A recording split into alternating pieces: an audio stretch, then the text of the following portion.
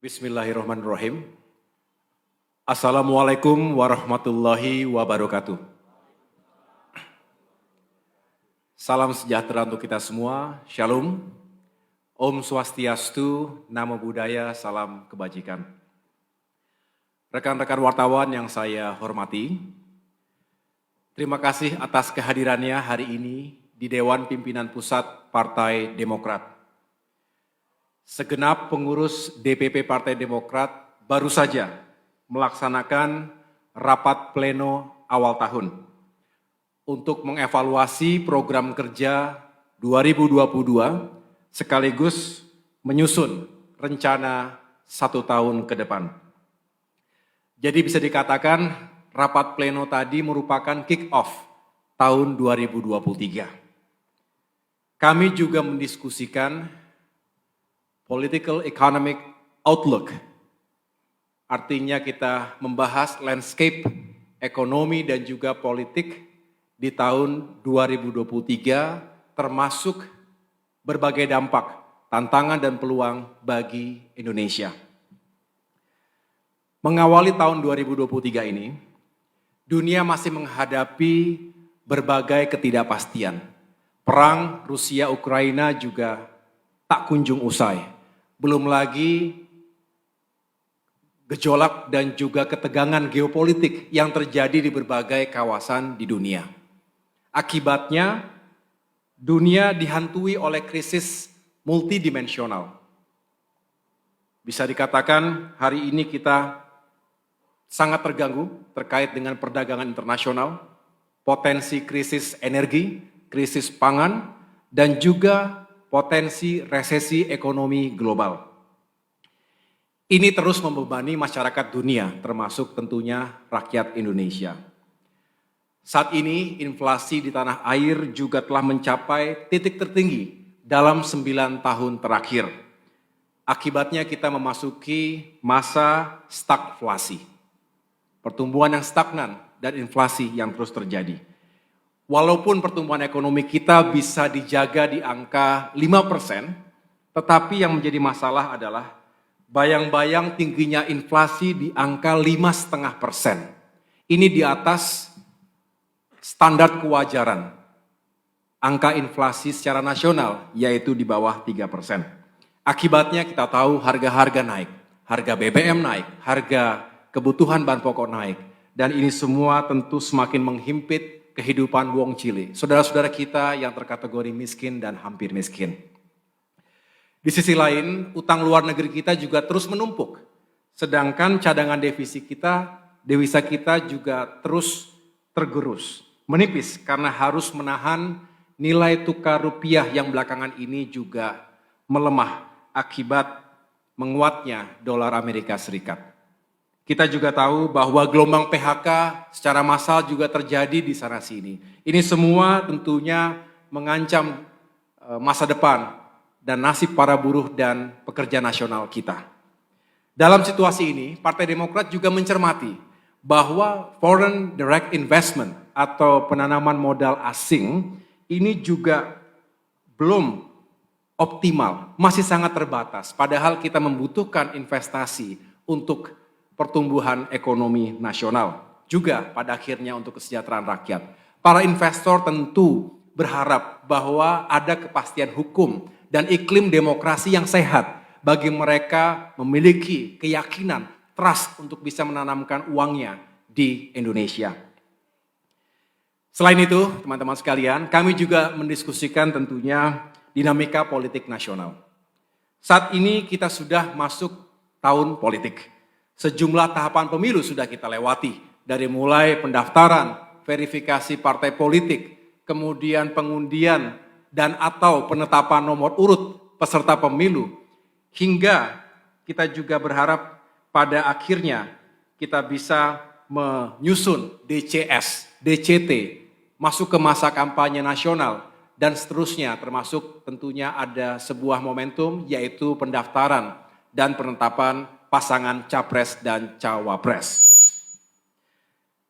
Kami juga melihat dinamika ini juga tentunya telah menghadirkan banyak sekali diskursus publik. Tetapi yang jelas, kita semua berharap bahwa semua tahapan pemilu itu bisa berjalan dengan lancar. Partai Demokrat juga berharap agar KPU dan Bawaslu bisa menjalankan amanah dan tugasnya secara independen, netral, dan mengedepankan azas-azas yang penuh dengan keadilan dan kejujuran. Kita tidak ingin ada keberpihakan terhadap golongan atau kelompok tertentu. Kita tentu ingin segala sesuatunya berlangsung dengan baik dan damai. Serta kalau kita belajar dari pengalaman pemilu 2019 yang lalu, yang telah memakan korban jiwa di pihak penyelenggara pemilu, yakni 894 petugas meninggal dunia, serta 5.175 korban sakit akibat kelelahan dan beban kerja yang berlebihan.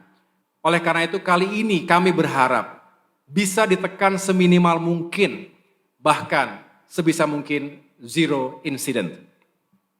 Partai Demokrat juga menghimbau kepada institusi penegak hukum dan juga aparatur negara lainnya, TNI, Polri, BIN, Kejaksaan, dan aparatur sipil negara, ASN, untuk berlaku dan bersikap netral. Tidak memihak dan tidak terlibat dalam politik praktis. Mari kita kawal dan sukseskan pesta demokrasi 5 tahunan ini dengan sebaik-baiknya. Saudara-saudara yang saya hormati dan banggakan, dalam rapat pleno yang berlangsung sekitar 2 jam tadi, kami juga membahas 3 isu utama yang mendapatkan perhatian luas masyarakat kita akhir-akhir ini karena menyangkut hajat dan juga harapan rakyat kita. Yang pertama, kontroversi terkait Kitab Undang-Undang Hukum Pidana KUHP. Yang kedua, pro kontra peraturan pemerintah pengganti undang-undang atau Perpu Cipta Kerja. Dan yang ketiga, wacana penggunaan sistem pemilu proporsional tertutup pada pemilu 2024 nanti. Pada kesempatan yang baik ini, izinkan saya menyampaikan sikap dan pandangan Partai Demokrat sebagai berikut. Yang pertama, terkait dengan revisi KUHP. Tujuan dari amandemen KUHP adalah agar kita bisa merumuskan norma hukum pidana yang memiliki akar kuat dari karakter dan budaya bangsa, dari ideologi dan nilai-nilai demokrasi yang cocok dengan masyarakat kita. KUHP yang lama memang sudah perlu kita lakukan perbaikan dan sudah berlaku lebih dari 100 tahun sejak hukum Hindia Belanda.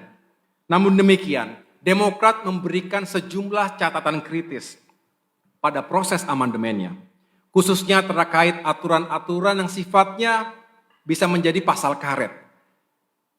Misalnya, pasal tentang penghinaan presiden dan wakil presiden. Kemudian pasal yang mengatur atau mengancam kebebasan pers.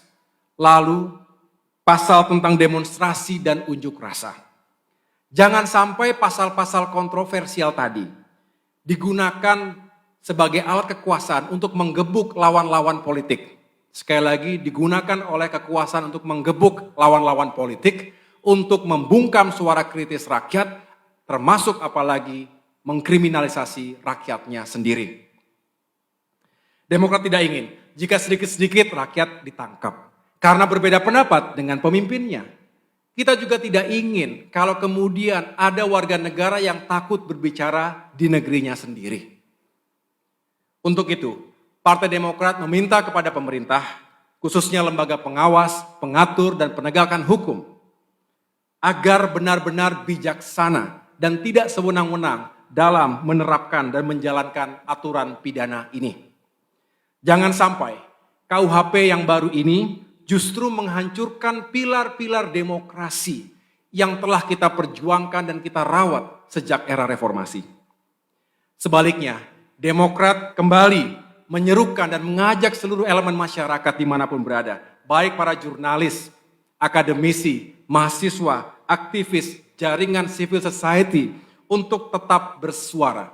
Selagi tujuannya baik dan disampaikan dengan cara-cara yang baik, maka jangan takut bersuara. Itu adalah hak kita sebagai warga negara, sekaligus juga tanggung jawab moral kita sebagai anak bangsa. Saudara-saudara yang saya hormati, poin kedua terkait dengan revisi Undang-Undang Cipta Kerja. Insya Allah Partai Demokrat tetap konsisten. Sejak awal kami tegas menolak rancangan Undang-Undang Cipta Kerja. Masih ingat teman-teman wartawan ketika sidang paripurna DPR RI pada tanggal 5 Oktober tahun 2020 yang lalu.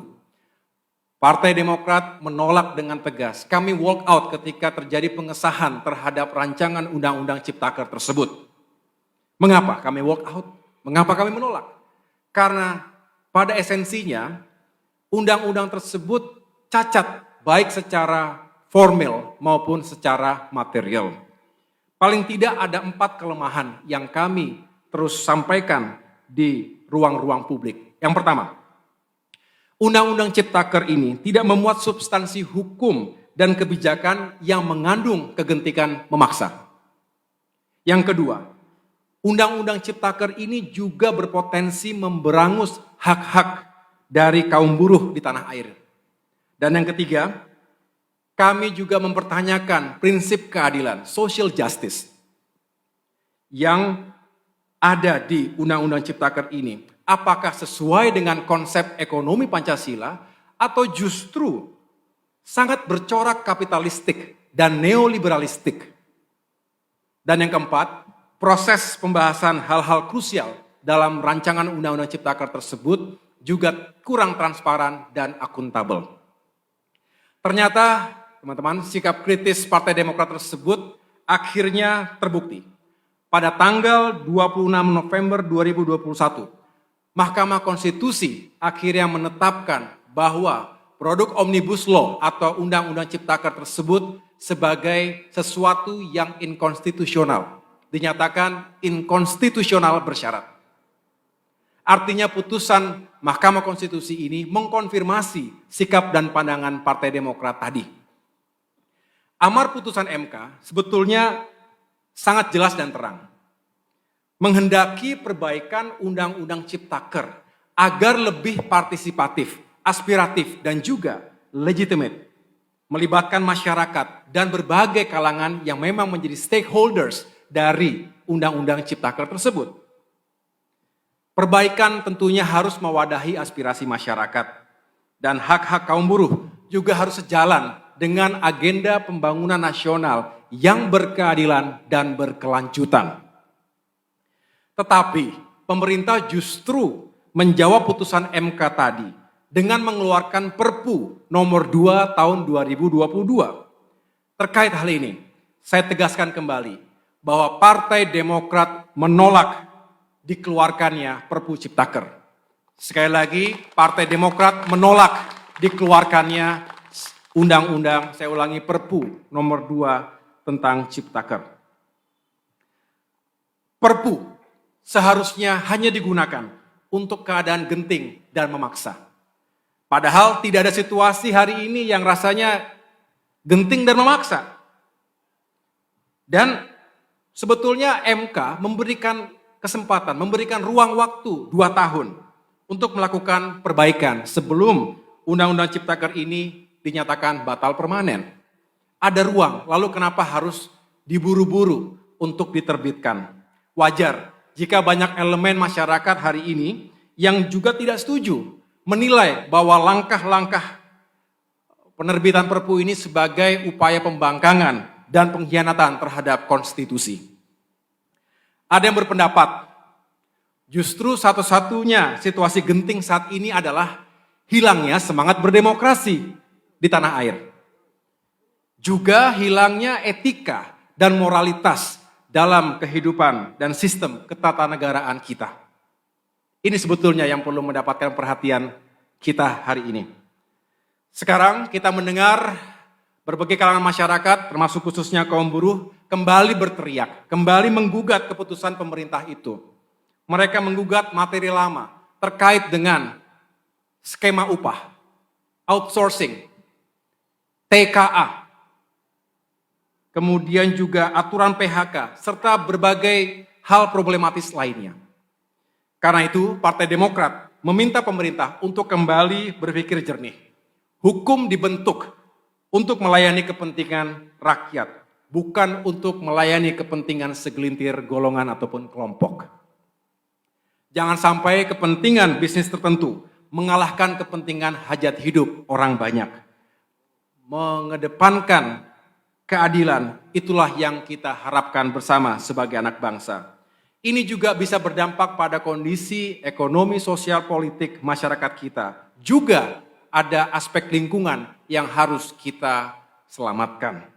Mari kita tempatkan kepentingan rakyat, termasuk para buruh dan pekerja nasional, di atas kepentingan golongan. Saudara-saudara yang saya banggakan, selanjutnya poin ketiga. Kami juga menyoroti upaya mengembalikan sistem pemilu proporsional tertutup dari sistem yang sifatnya proporsional terbuka. Hari Minggu lalu, para pemimpin dari 7 partai politik berkumpul.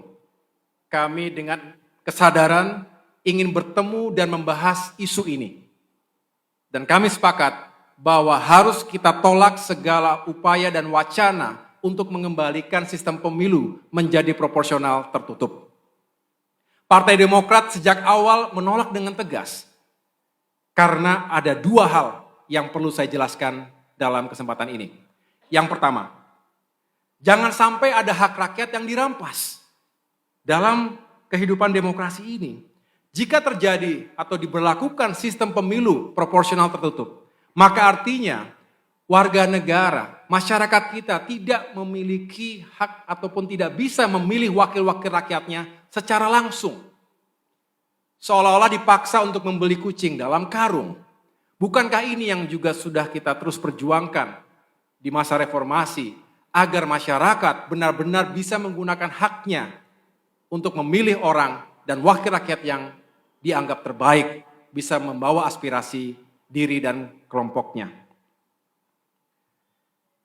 Kita juga berharap bahwa pada akhirnya wakil-wakil rakyat tersebutlah yang bisa menyuarakan aspirasi serta memperjuangkan perubahan dan perbaikan.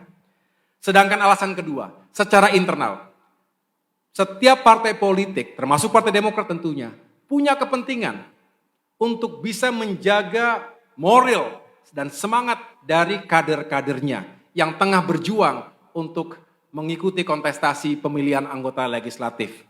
Jangan sampai mereka yang telah berjibaku, telah berkeringat, telah berupaya untuk bisa membangun kekuatan konstituen, mendekati rakyat dan juga memenangkan suara hati dan pikirannya, kemudian melemah semangatnya karena terjadi perubahan sistem pemilu secara tiba-tiba. Kita ingin seluruh kader Partai Demokrat juga memiliki ruang dan peluang yang adil. Karena kita sekali lagi berharap semua bisa menggunakan haknya, baik untuk memilih dan untuk dipilih. Oleh karena itu, atas 2 alasan tadi, maka Partai Demokrat berharap sistem proporsional terbuka sesuai dengan undang-undang berlaku saat ini masih tetap dapat dipertahankan untuk pemilu 2024 nanti. Saudara-saudara sekalian, permasalahan yang kita hadapi saat ini adalah ujian nyata bagi kita semua untuk memegang teguh komitmen dalam berdemokrasi. Karena itu, saya mengajak kepada semua kalangan, sekali lagi kepada teman-teman jurnalis, kalangan masyarakat sipil, para akademisi, aktivis, buruh, semua yang merasa penting untuk terus menjaga kehidupan demokrasi yang bermartabat di negeri kita. Marilah untuk terus menjaga nalar kritis kita, dan marilah kita bisa menyuarakan ini dimanapun kita berada. Akhirnya, kepada seluruh jajaran, pengurus, dan seluruh kader Partai Demokrat dimanapun berada, baik di tingkat pusat, di tingkat provinsi, serta kabupaten kota.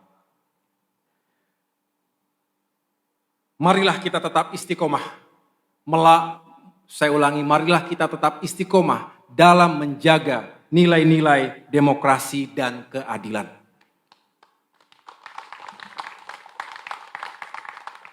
Hadirlah selalu di tengah-tengah masyarakat kita. Dengarkan dan perjuangkan aspirasi dan harapan rakyat. Jaga kepercayaan saudara-saudara kita. kepercayaan yang telah dititipkan di pundak kita. Menuju pemilu 2024, mari kita isi tahun 2023 ini dengan semangat baru, dengan energi baru, dengan kekuatan baru untuk bisa terus memperjuangkan perubahan dan perbaikan untuk rakyat Indonesia.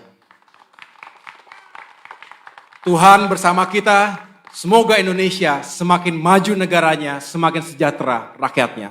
Terima kasih. Wassalamualaikum warahmatullahi wabarakatuh.